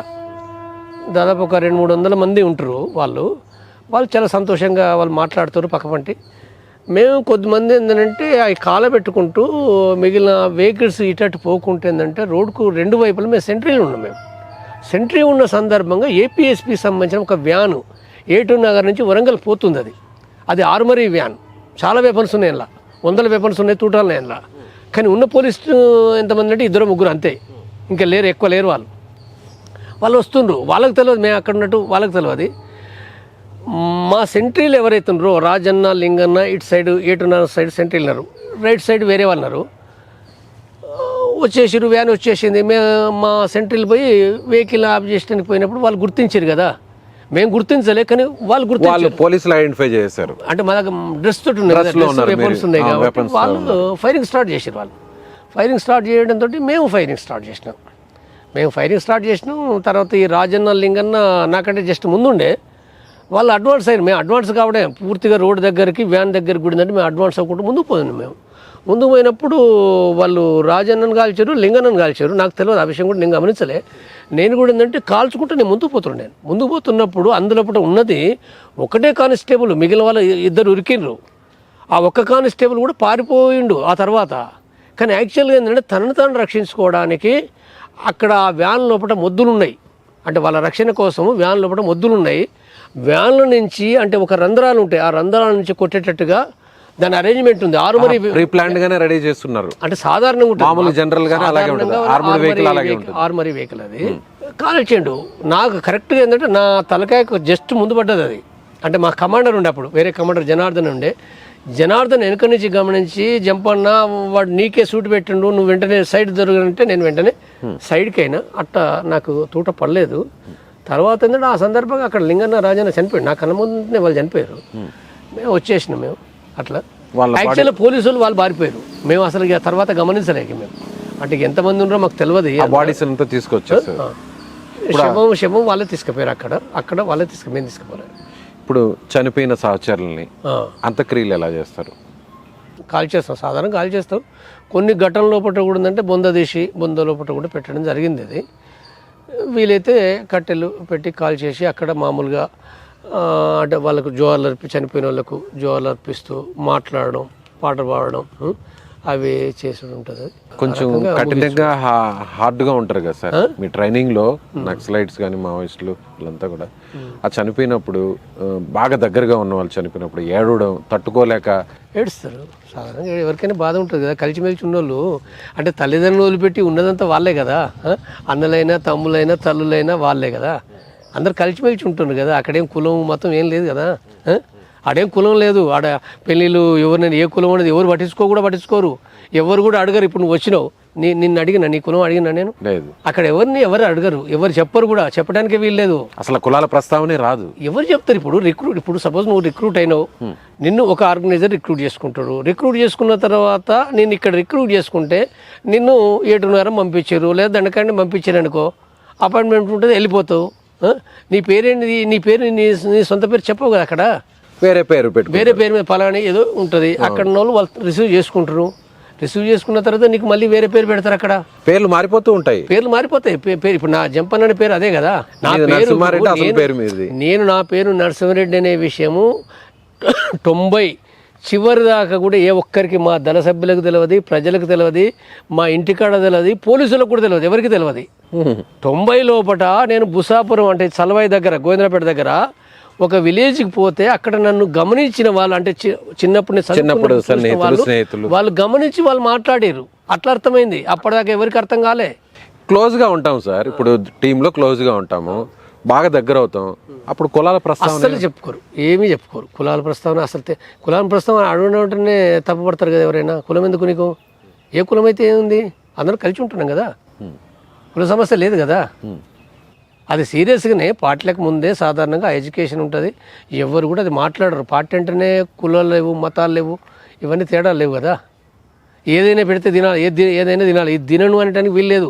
నేను గొడ్డు తినను, నేను పంది తినను, లేకపోతే ఇది ఆదివాసులు రకరకాలు తింటారు వాళ్ళు. ఆదివాసులు తినేటి అంటే ఇప్పుడు బయట ప్రపంచం లేదు కానీ ఆదివాసులు తినేటి అనేకం తింటారు. గుడ్డేలు కూడా తింటారు వాళ్ళు. గుడ్డేలు తింటారు, అనేక జంతువులను తింటారు. ఇవన్నీ సహజమైనవి. మీరు ఏమేమి తిన్నారు? ఏం జంతువులు తిన్నారు? నేను ఏది తినకుండా లేను. అన్ని తిన్నా, ప్రతిదీ తిన్నా. గుడ్డేలు తిన్నా, పులి తిన్నా, పాములు కూడా తిన్నాం. పులిని ఎలా తిన్నారు సార్? తింటారు ప్రజలు తిన్నది నేను తింటా. అంటే పులిని అటాక్ చేస్తారా? ఒక సందర్భంలో పట అది ఒక పులి ఒక సందర్భంలో పట అది మా పైన దాడికి వచ్చినప్పుడు ఏంటంటే మేము అటాక్ చేసినాం.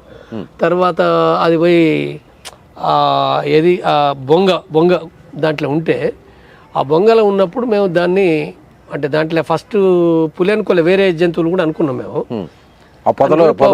పొగ పెడితే ఏంటంటే అవి ఆ పొగ పెడుతుందంటే చచ్చిపోయినాయి పిల్లలు చచ్చిపోయినాయి. ఆ పొగకు ఊపిరాడకు చచ్చిపోయినాయి. తర్వాత తీసిన తర్వాత తినొచ్చా తినరాదా? ప్రపంచంలో తినే వాళ్ళు ఉన్నారు, చాలా మంది ఉన్నారు. చాలా మంది వాళ్ళు మంచిగానే ఉన్నారు, గట్టిగానే ఉన్నారు. నడుస్తుంది కదా. మరి తినాలా లేదా అంటే ప్రజలు తినేది ఏది కూడా విషయం కాదు. ప్రజలు తినేది ఏదైతుందో మనకి ఇదొద్దు అది వద్దు అనేది ఎందుకు ఉండాలి? ఇదొద్దు అది వద్దు అనుకుంటే మనం విప్లవం చేయలేము మనం. ఎందుకంటే ప్రజలు నానా కులాలున్నాయి, నానా జాతులున్నాయి. మరి అంతటి పోవాలి కదా. విప్లవం అంటే మరి అది కాదు కదా. అంటే పచ్చి మాంసం తింటారా లేదంటే ఆదివాసీలు అడవుల్లో ఉండేవారు? పచ్చి మాంసం తినేటోళ్ళు ఇప్పుడు ఆదివాసులు ఎవ్వరు లేరు. ఏ 100 ఏళ్ల కింద అయిపోయిందో కానీ ఎవ్వరు పచ్చి మాంసం తినరు. వాటిని కూడా సాధారణంగా నిప్పుల మీద కాల్చుకుంటారు, లేకపోతే వంట చేసుకుంటారు అంతే. ఓకే, పులిని తిన్నారు. సింహం లేదు కదా. సింహం ఎక్కడున్నది? లేదు. కూడా అరదు. అది అరదు, పెద్ద పులి.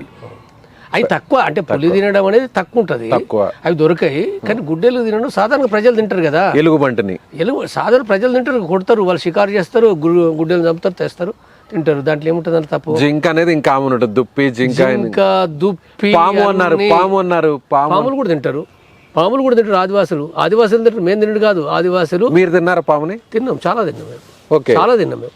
తలకాయ తీసేసి తినే చాలా ఉన్నాయి. చైనీస్ ఇప్పుడు తింటుంటారు, చైనా వాళ్ళు తింటుంటారు. మేము ఉన్నప్పుడు ఎస్పీ అరవిందరావు ఉండే, వరంగల్ జిల్లా ఎస్పీగా. ఆ అరవిందరావు ఫస్ట్ మా అంటే కోటి హనుమన్ అని చెప్పి మా దాంట్లో సభ్యుడు ఉండే, ఆయన మధ్యలో లొంగిపోయాడు, మళ్ళీ చనిపోయింది. కానీ ఆయన మధ్యలో లొంగిపోయినప్పుడు అరవిందరావు బ్రాహ్మణ్ కదా, భయపడ్డాడు. మీరు పాములు తింటారో? తింటాం. ఇట్లా అడిగేవారా? తింటాం అంటే అబ్బు అంటే పాము కలరావు అని చెప్పి అరవిందరావు అన్నాడట్లే. కానీ అంటే ఇప్పుడు అక్కడ ప్రజలకు అది సాధారణం, అది దాంట్లో ఏమీ తప్పు పట్టాల్సింది ఏమీ లేదు, తప్పు పట్టాల్సింది ఏమీ లేదు. అందులో ఇది తింటామంటే తింటారు. అంటే ఇప్పుడు ఈ తెలంగాణ నేను చెప్తానా, ఏంది ఉసిళ్ళు తింటారు. ఉసిళ్ళు అంటే పురుగులు, అవి పురుగులు. మరి ఈ పురుగులు ఎట్లా తింటారు? అలా అంటే మొక్కజొన్నలు కలుపుకొని, పల్లీలు కలుపుకొని బ్రహ్మాండంగా. ఇప్పుడు కొద్దిగా తగ్గొచ్చు, కానీ తెలంగాణలో తినడం ఎవరు? లైట్ వెళ్తురికి వచ్చి అవన్నీ తిన్నారు కదా, ఏం తింటారు వీళ్ళు? ఇప్పుడు తినేటి అన్ని శుభ్రంగా ఉన్నాయా? ఇప్పుడు ఓటాలు ఉన్నాయి, ఎంత గలీజు. అదే ఆదివాసీ ప్రజలు చూస్తే తిడతారు, నువ్వు చేసేటి ఏంది? వాడు ఓటర్ల పడి ఏం చేస్తున్నాడు? మన చెమట పడుతుంది, ఆ నీళ్ళేంటి? ఇప్పుడు మనం ఏమి మినరల్ వాటర్ కాదు. ఇప్పుడు ఇది ఇంటర్ చూడు, ఈ పానీపూరి, అది పానీపూరి కాదు, అదే పులుసు పోసుకొని తినేటి ఏమంటారు? అదే సార్, పానీపూరి. ఆ పూరిలో వాటర్ పోసుకొని, ఆ నీళ్ళు ఎంత గలీజు, ఆ నీళ్ళు ఎక్కడి? ఆ గలీజు నీళ్ళని పట్టుకొని చాలా బ్రహ్మాండంగా ఉందని చెప్పి లొట్ట చేసుకొని మనం లక్షాధికారులు తింటుర్రు. ఏమి నాగరికత ఇది? ఎవడు చెప్పిన ఈ నాగరికత? వాస్తవంగా మనిషి శుభ్రంగా ఉండాలి. నేనే పీపుల్స్ వార్ పార్టీ కూడా ఏంటంటే వేడి నీళ్ళు చేసుకుని తాగుతారు. ఫస్ట్ నీళ్ళు తాగింది వేరే, కానీ ఆ తర్వాత ఆరోగ్యాలను దృష్టిలో పెట్టుకొని నీళ్ళను వేడి చేసుకున్నది కంపల్సరీ. ప్రతి సభ్యుడు వేడి చేసుకుని తాగుతాడు, నీళ్ళని వేడి చేసి తాగుతారు. మామూలుగా సహజంగా దొరికిన వాటిని కూడా వేడి చేస్తారు. ప్రతిరోజు మనం మామూలుగా సాధారణంగా ఉన్నవారు ఉదయం సాయంత్రం ఒక్కొక్కరైతే 3 పూట్ల స్నానం చేయాలి. మరి నక్సలైట్లు స్నానం అది ఎట్లా? 3 పూట్ల అవసరం ఉంటుంది, అక్కడ గాలి వస్తుంది కదా, స్నానం అవసరం లేదా? ఒక పూట కొన్ని సందర్భాల్లో ఫస్ట్ పీరియడ్ అయితే 15 రోజులు చేయాలి, 4 రోజులు చేయాలి. 15 రోజులు ఫస్ట్ పీరియడ్ అలాంటిది. ఇప్పుడు నేను గడ్డు కాలం చెప్పిన చూడు, మాకు తిండి లేదు, నీరు లేదు, తర్వాత స్నానాలు కూడా చేయాలి. అసలు యాక్చువల్గా చెప్పాలంటే మేము పొయ్యి గ్రామ ప్రజల ముందట కనుక ఆడ కూర్చొని మాట్లాడుతుంటే మా ముచ్చట్లో వాళ్ళకి వినబుద్ధి అవుతుంది, మా పాటలు మా మాటలు అందరు వింటారు. కానీ మా దగ్గర గబ్బు వాసన, స్మెల్ వచ్చేది. 15 రోజులు స్నానం చేయకపోతే ఏముంటుంది? అది ఒక రకమైన వాసన వస్తుంది కదా. మీకే వచ్చేది, మాకు అలవాటు అయిపోయింది. అది మాకు ఉంటుంది ఉండదు కదా, మాకు ఉండేది కాదు అప్పుడు. అంటే ఆ కాలం వేరు, తర్వాత చేసిరు మళ్ళీ. ఇప్పుడు ఒకవేళ ప్రతిరోజు స్నానం అవకాశం ఉంటే, వాటర్ ఉంటే స్నానం చేస్తారు, లేకపోతే లేదు చేస్తారు. ఇప్పుడైతే దాదాపు 2-3 రోజులకు ఒకసారైనా చేస్తారు. ఇప్పుడంటే అందరూ పోలీసులు వాళ్ళు ఎంత నిర్బంధం ఉన్నా, ఎన్ని పోలీస్ కాల్పులైనా చేస్తారు. ఇప్పుడు ఏమీ సమస్య ఉండదు వాళ్ళకి. అంటే ఏంటి సార్, వాటి కోసం ఏదైనా సోప్స్ కానీ అట్లా ఏమైనా సపరేట్గా ఏమైనా పెట్టుకుంటారు కిట్ లో కూడా? మీరు సాధారణ సోప్సే కదా, ఓన్లీ లైఫ్ బాయ్ సోపే ఎక్కువ వాడేది. లైఫ్ బాయ్ మాత్రమే. లైఫ్ బాయ్ అంటే ఇప్పుడు వేరే సోపులు వాడుతున్నారు, కానీ సాధారణంగా స్మెల్ వచ్చే సోపులు, కాస్ట్లీ సోపులు వాడకూడదు. కమ్యూనిస్టు విధానం అంటేనే సాధారణమైన జీవితము. తిండి కానీ, లేకపోతే మన డ్రెస్సింగ్ కానీ, అలంకరణలు ఏమీ లేవు కదా అక్కడ. ఓ స్నో వేసేది లేదు, పౌడర్లు లేవు, ఏమి ఇలా వ్యాధులు లేవు, ఏమీ లేవు. సాధారణమైంది అది. డ్రెస్సింగ్ సాధారణ 1 లేదా 2 డ్రెస్సులు ఉంటాయి, మిలిటరీ డ్రెస్సులు. ఇతర డ్రెస్సులని అక్కడ పెట్టుకునేది వాష్ చేసుకుంటారా? డ్రెస్సుల్ని వాళ్ళు చేసుకుంటారు కదా, ఎవరైనా చేసుకుంటారు. పురుషులైనా నాయకుడు కూడా తన డ్రెస్సులు తను చేసుకుంటాడు. ఇంకెవరు చేసి పెట్టే వాళ్ళు ఎవరు ఉండరు. తన పని తను చేసుకోవాల్సిందే కంపల్సరీ. నక్సలైట్ అయినా, పోలీస్ అయినా, రాజు అయినా, భటుడైనా, ఎవరైనా మనిషే. వాళ్ళకంటూ ఒక వ్యక్తిగత జీవితం ఉంటుంది, కొన్ని బలహీనతలు ఉంటాయి. కొన్ని పరిస్థితుల్లో తెలుసో తెలియకుండా కొన్ని హార్మోన్స్ అనేవి తప్పదు, కొన్ని చేయాల్సిన తప్పులు జరిగిపోతుంటాయి. అలా ఉద్యమంలో, అలా శృంగారం విషయంలో ఏదన్నా ఇబ్బంది పడిన సంఘటనలు ఏదన్నా ఉంటాయా? అంటే సహచరులను ఏదైనా ఇబ్బంది పెట్టడం, సహచరులతో కలిసి శృంగారంలో పాల్గొనడం అలాంటివి జరుగుతుంటాయి? జరుగుతాయి, అవి కూడా జరుగుతాయి. అంటే సాధారణంగా ఏంటంటే అంటే పార్టీలో ఫస్ట్ ఎడ్యుకేషన్ ఉంటుంది. మహిళల పట్ల ఎట్లా అంటే బయట సమాజం అన్నట్టు ఉంటుంది కదా, మహిళలు గౌరవిస్తారు కదా, సమానంగా గౌరవించడం ఉంటుంది. తర్వాత పెళ్లిళ్ళకి సంబంధించి అంటే సాధారణంగా అందరూ యంగర్స్ ఎక్కువ ఉంటారు. యంగర్స్ అనుకున్నప్పుడు పెళ్లి వయసు కదా, అది ఏదో రకమైన ఆలోచనలు వస్తాయి. ఆలోచనలు రావు అని చెప్పి మనం అనలేము, సహజంగా ఒక ప్రాణికి ఉండే ఆలోచనే కాబట్టి. కాబట్టి దీన్ని దృష్టిలో పెట్టుకుని ఏంటంటే ఎడ్యుకేట్ చేస్తారు. అయితే ఎడ్యుకేట్ చేసినప్పటికీ ఏజ్ పెరుగుతున్నప్పుడు అంటే ఆ పెళ్లి జరగకపోతే సమస్యలు వస్తాయి. ప్రారంభంలో ఫస్ట్ మహిళలు పార్టీలో ఫస్ట్ లేరు, ఆ తర్వాత ఒక్కరు వచ్చారు, ఇద్దరు వచ్చారు, ఒక్కరిద్దరు వస్తే పురుషులందరూ కూడా వెంటబడతారు కదా. అవును, వెంటబడ్డాయి కూడా ఉన్నాయి, జరిగితే ఏంటంటే సీరియస్ నిబంధనలు పెట్టారు. ఎట్టి పరిస్థితుల్లో కూడా ఏంటంటే మహిళలతోటి తప్పుడు పద్ధతులు బిహేవ్ చేయకూడదు, చేస్తే చర్య తీసుకుంటాం. చర్య తీసుకుని సస్పెండ్ చేసినవి ఉన్నాయి, బయటికి పంపించినవి ఉన్నాయి. మహిళల పట్ల అక్కడ ఇబ్బంది పెట్టిన అంటే ప్రజెంట్ అడగడానికి కూడా ఇప్పుడు బయటనే అయితే ఇప్పుడు స్త్రీ పురుషులు ఇద్దరికి ఇష్టం ఉంటే అడుక్కుంటారు. కానీ పార్టీ లోపల ప్రారంభం లోపల అయితే మీరు అడగడానికి కూడా వీల్లేదు, అడగకూడదు కూడా. ప్రపోజల్ ఎవరు చేయాలి? లేడీ జంటకి చేయాలి, జంట లేడీ కమాండర్ చేయాలి. నీకు పెళ్లి చేసుకోవాలని అనుకో, పెళ్లి చేసుకోవాలంటే అడగచ్చు, నాయకుడిని అడగాలి, కమాండర్ చెప్పాలి. ఇంటి ఎవరు టీమ్ లో ఉన్న మెంబర్ ని పెళ్లి చేసుకుంటా ఈ అమ్మాయిని అంటే కమాండర్ మాట్లాడి, మరి నువ్వు చేసుకుంటున్నా కానీ ఆమె చేసుకోవాలి కదా, సెట్ అయితే లేవా అనేది ఇవంతా కొంత మేనేజ్ చేస్తారు ఫస్ట్ పీరియడ్లో. అంటే ఫస్ట్ ఉన్నదే ఇప్పుడు 10 మంది పురుషులు ఉంటే ఒక్క మహిళను ఉంటే ఈ ఒక్క మహిళను అందరిని అడిగితే ఆ దళం ఉంటుందా? ఉండదు. కాబట్టి ఏంటంటే కొన్ని నిబంధనలు పార్టీ పెట్టాల్సి వచ్చింది అప్పుడు. అంటే ఇప్పటికీ కొంత సడలింపు ఉంటుంది కానీ అంటే ఫస్ట్ ఉన్నంత లేదు, కొంత మార్పు ఉంటుంది. అంటే ఏదైనా ఆ విషయంలో మాత్రం కొన్ని పద్ధతులు నిబంధనలు ఇలా అడుగుతున్నారని వేరేలా అనుకోవచ్చు సార్. అక్రమ సంబంధాలు అలాంటివి ఉన్నా ఎవరెవరు ఉంటారు కదా. ఇప్పుడు 100 మంది 1000 మంది ఉన్నప్పుడు ఒకడో ఇద్దరు ఉంటారు, మహిళలు ఉంటారు, మహిళలు తప్పు చేసే వాళ్ళు ఉంటారు, పురుషులు తప్పు చేసేవాళ్ళు ఉంటారు. అంటే ఇప్పుడు ఈ సమాజంలో 20 ఏళ్ళు 25 ఏళ్ళు ఇక్కడ బతికొస్తుండ్రు. ఇక్కడున్న కల్చర్ ఏంటిది? ఇన్న కల్చర్ అంతా కూడా సినిమాల కల్చరే కదా, రకరకాల ఈ లంపెన్ కల్చరే కదా. ఈ కల్చర్ అంతా వచ్చిన వాళ్ళు విప్లవం చేద్దామని వస్తారు కానీ మొత్తం కల్చర్ అంతా పోగొట్టుకోలే కదా. అంత ఈజీ పోదు కదా, కల్చర్ అంతా పోదు, ఈజీగా పోతుంది. అంటే మనిషిని మార్చడం అనేది కూడా చాలా టైం తీసుకునే విషయం, అది అంత ఈజీ ఏం కాదు. ఒక కమ్యూనిస్ట్ అనగానే 100% ఎవరు కమ్యూనిస్ట్ ఉండరు. పార్టీకి తెలుసు దానికోసం ఎడ్యుకేషన్ ఉంటుంది, నిబంధనలు ఉంటాయి, ఇది ఒక క్రమం అది. కాబట్టి ఈ క్రమం లోపల తప్పులు చేసినప్పుడు అవసరమైతే చర్యలు తీసుకుంటారు. చర్యలు తీసుకుంటే సస్పెండ్ చేయడం, పంపించడం, వేరే దళంలోకి మార్చడం, ఇవన్నీ రకరకాలు ఉంటాయి సార్. మద్యం సేవించడం, సారా అవి తాగడం అలాంటివి పార్టీ లోపల మద్యం కానీ లేకపోతే ఇంకేంటిది ఇప్పుడు గంజాయి కానీ ఇలాంటి ఏమి ఉండయి. అవన్నీ కూడా పూర్తి నిషేధం. అలాంటి తాగినట్టు తెలిస్తే అసలు తాగే వాళ్ళు ఆ పాటలకు రారు. ఎవరైనా తెలిసి తెలవక అంటే బయట తాగి వచ్చి ఇక్కడ ఏదో సివిల్ అటు ఇటు పోయినప్పుడు తాగిందని తెలిస్తే మాత్రం వాళ్ళని ఇంటికి పంపిస్తారు, వెంటనే కంపల్సరీ పంపిస్తారు. ఇంకెలాంటి అది లేకుండా పాటల పూట తాగేటల్లో ఉంచుకోరు. సీరియస్ చర్యలు ఉంటాయి, అవన్నీ ఉంటాయి. అసలు బీడీ సిగరెట్ తాగడమే బంద్ కదా. అంటే ఫస్ట్ తాగేది బీడీ సిగరెట్, తర్వాత ఇప్పుడు ఏంటంటే ఇప్పుడు దానిపైన చర్యలు లేవు కానీ ఎడ్యుకేట్ చేస్తారు. బీడీ సిగరెట్ ఫస్ట్ లో నక్సల్ ఉద్యమంలో ఉన్నప్పుడు నాయకులు కూడా తాగేవాళ్ళు, బీడీలు సిగరెట్ తాగేవాళ్ళు, బీడీలు సిగరెట్ వరకు తాగేవాళ్ళు. ఆ తర్వాత నిబంధనల్ని మార్చారు, అవగాహన నిబంధన అంటే తాగొద్దు అనే ఎడ్యుకేషన్ ఉంటుంది అంతే. నిబంధన దానికి నువ్వు బీడి తాగుతున్నావు కాబట్టి నీ పైన చర్య ఉండదు, ఎడ్యుకేషన్ ఉంటుంది. తాగితే నీ ఆరోగ్యానికి మంచిది కదా, ఎందుకు తాగడం అనేది ఇట్లా కంటిన్యూ ఎడ్యుకేషన్ ఉంటుంది. చాలా మంది పని చేసుకున్నారు అట్లా. Right sir, thank you so much. చాలా ఇన్ఫర్మేషన్ ఇచ్చారు మా వీక్షకుల కోసం. ఇది సీనియర్ నాయకులు, మాజీ నాయకులు, కేంద్ర కమిటీ సభ్యులు, సిపిఐ మావోయిస్టుకు సంబంధించినటువంటి నాయకులుగా, మాజీ నాయకులుగా ఉన్న జంపన్న గారు చెప్పినటువంటి అనేక అనుభవాలు, ఆయన జీవితంలో జరిగినటువంటి అనేక సంఘటనలు కూడా మనతో పంచుకున్నారు. Thank you so much.